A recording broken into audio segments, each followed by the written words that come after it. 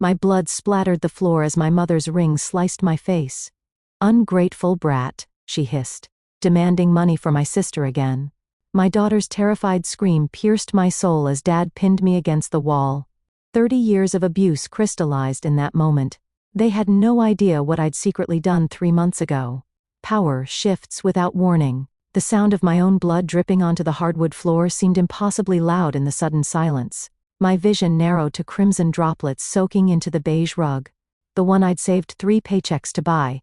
Mom's handprint burned across my cheek, while Dad's fingers still dug into my arm, pinning me against the bookshelf where my head had struck the corner.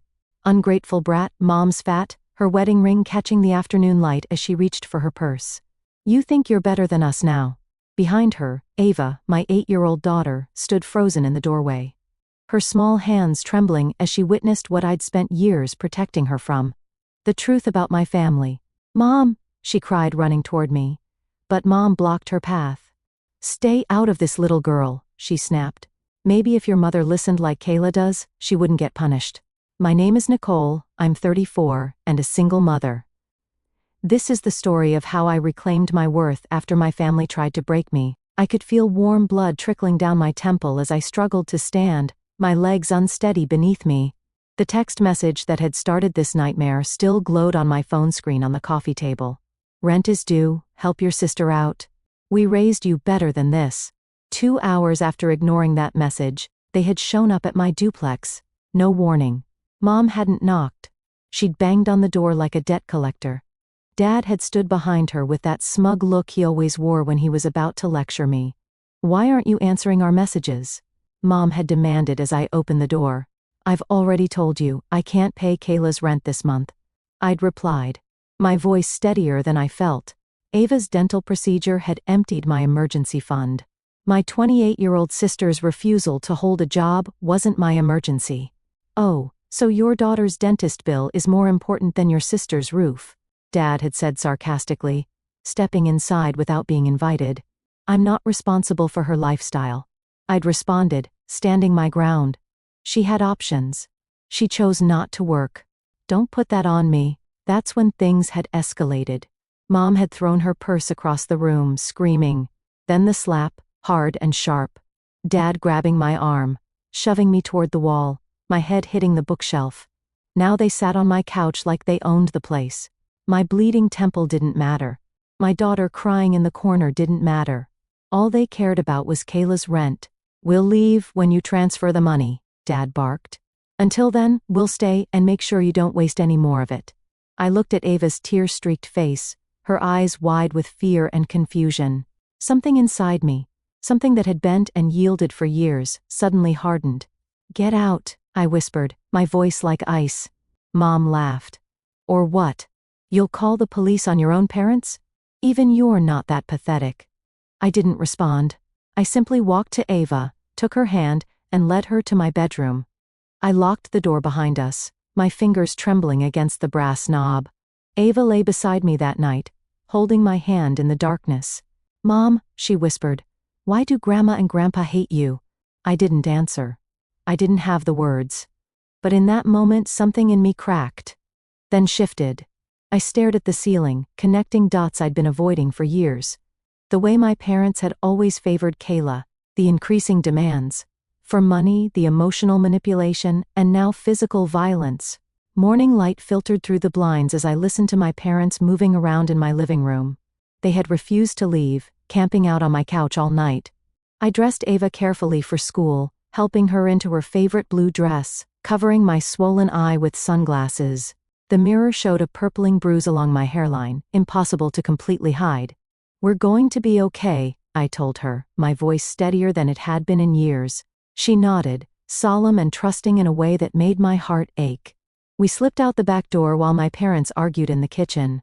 I drove Ava to school in silence, then turned toward the courthouse instead of my office, my mind suddenly crystal clear. 2 years ago, I had started putting away everything I could. Every raise, every bonus, every freelance gig.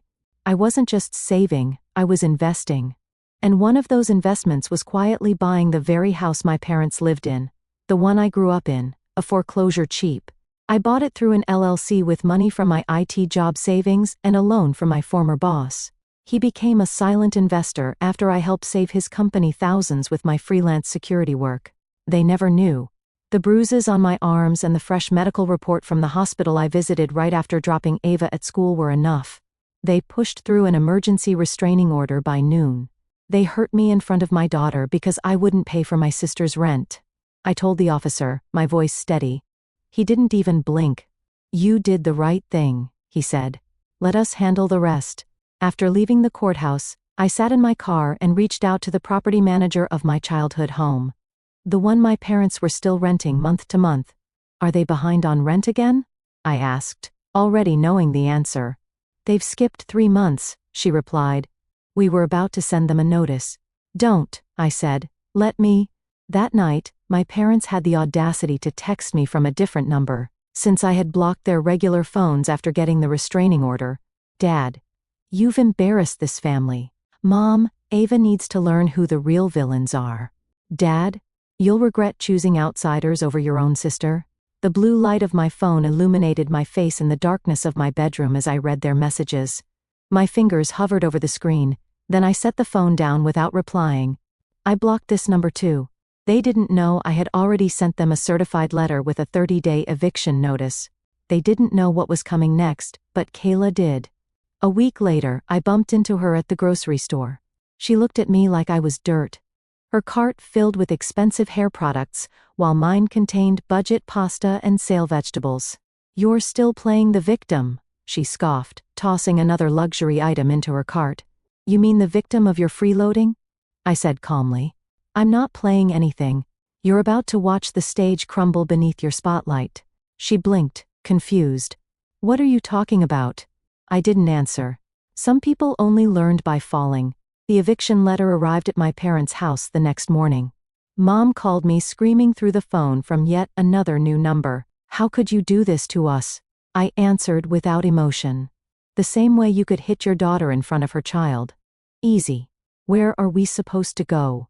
She cried, her voice breaking in a way that would have once made me cave immediately.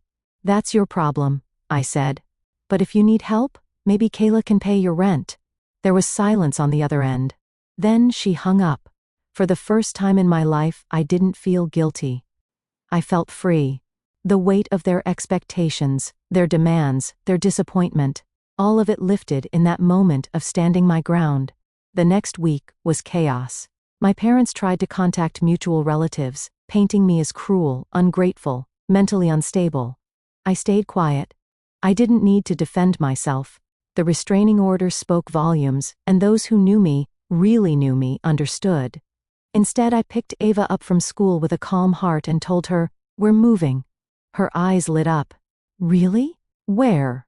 "To a place that's truly ours." I had closed on a small house a few streets over using the money I'd been saving. I also used a portion of what I'd earned from my rental property. Nothing fancy, but it had a fenced yard. Ava's favorite lavender bushes in front. And peace. Real peace.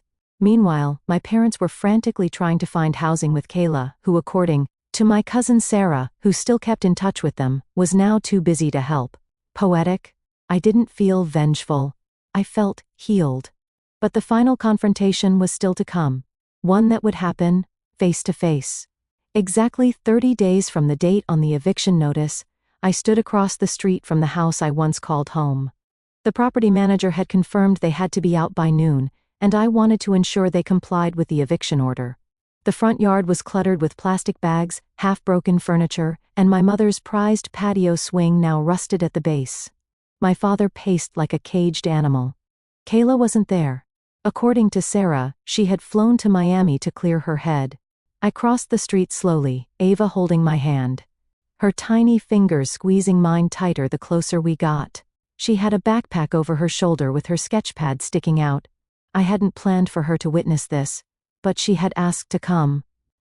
"I want to see what it looks like when people get what they deserve," she had said that morning, her young face serious beyond her years.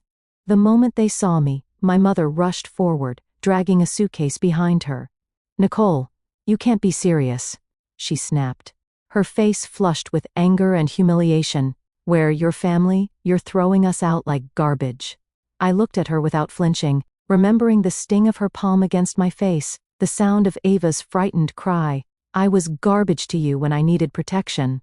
When Ava needed protection, you hurt me like I was nothing, and now you want sympathy?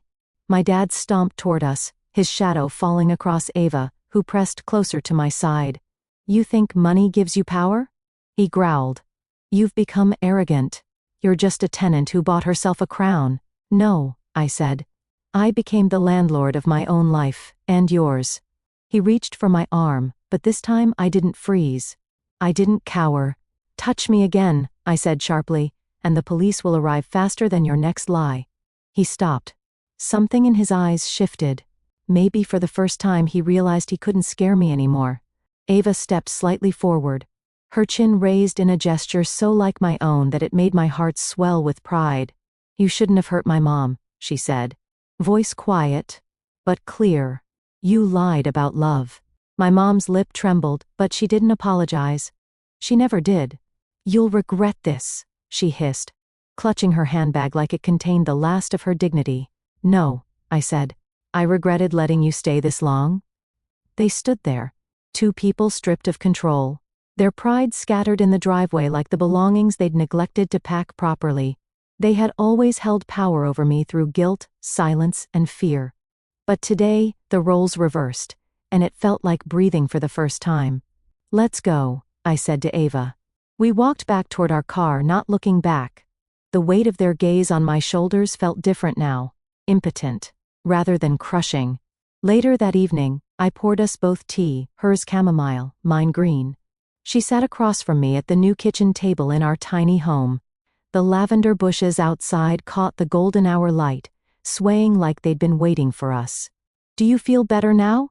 Ava asked, legs swinging under the chair. I thought for a moment. I feel clean, I said, like something heavy was washed away. She nodded like she understood. I had started therapy. Ava had started painting. We were slowly rebuilding, not just a home, but a self-worth that had been stolen, splintered, and mocked.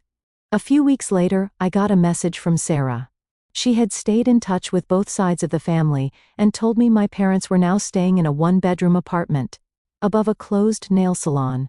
Kayla had ghosted them completely, leaving nothing but an angry voicemail and a drained Venmo account. No one was rushing to save them. They had burned every bridge. I never replied to Sarah. Instead, I posted a picture of Ava holding her latest painting, a small house with 2 stick figures, and the sun smiling overhead. The caption read, "We don't live in fear anymore." And we didn't.